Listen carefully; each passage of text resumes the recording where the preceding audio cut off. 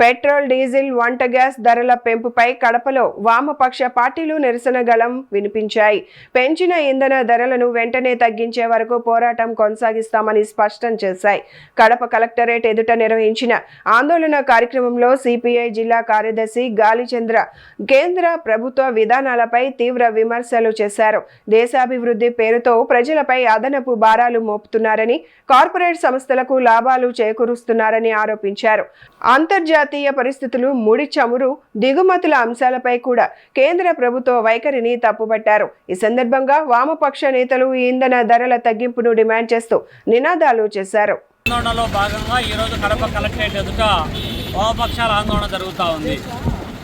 ఈ సందర్భంగా ఈ దేశానికి స్వాతంత్ర్యం వచ్చినప్పటి నుంచి మోడీ ప్రభుత్వం అధికారంలోకి వచ్చే నాటి వరకు ఎన్ని దఫాలుగా పెట్రోలు, డీజిల్, గ్యాస్ ధరలు పెరిగాయో ఈ 12 సంవత్సరాలలో అంత రెట్టింపు స్థాయిలో ధరలు పెరిగినాయి. ధరల ప్రభావము అన్ని రకాలైనటువంటి రవాణా ఛార్జీలతో పాటు ఉత్పాదక రంగం పైన తీవ్రమైనటువంటి ప్రభావం చూపి సామాన్య పేద మధ్యతరగతి ప్రజల యొక్క జీవనం పైన మోయలేనంత భారం పడతా ఉంది. ఈ భారం నుంచి మమ్మల్ని గట్టెక్కించండి అని చెప్పి ప్రజానీకం వీధుల్లోకి వచ్చి పోరాటం చేస్తూ ఉంటే పరిష్కారానికి కృషి చేయాల్సినటువంటి నరేంద్ర మోడీ ప్రభుత్వం ఆ వైపు చర్యలు తీసుకోవడంలో ఘోరంగా విఫలమైంది.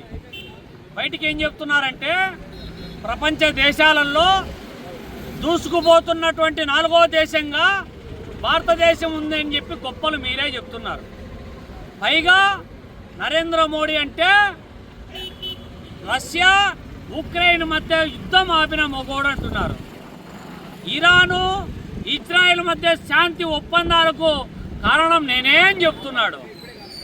కానీ ఈ దేశానికి 90% ముడి చమురు, ఒక రోజుకు 5 మిలియన్ బ్యారెల్ల ముడి చమురు అవసరం అవుతుందని చెప్పి తెలిసినా కూడా దాని 90% పశ్చిమాసియా దేశాల నుంచి రావాలి, ఇది హార్మోజ్ జలసంధి నుంచే రావాలి.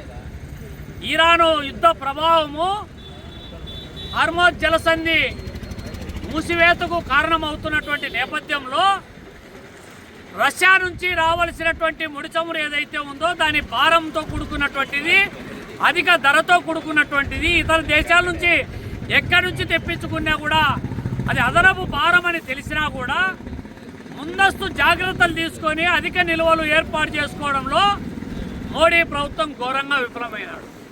పైగా ఈ దేశంలో కేజీ బేసిన్లో ఉత్పత్తి అయ్యేటువంటి గ్యాస్ నిక్షేపాలను అంబానీ, అదానీ లాంటి మల్టీనేషనల్ కంపెనీలు గుజరాత్ బేస్డ్గా పొరుగు దేశాలకు అమ్మకం చేసుకొని ఆర్జిస్తూ ఉంటే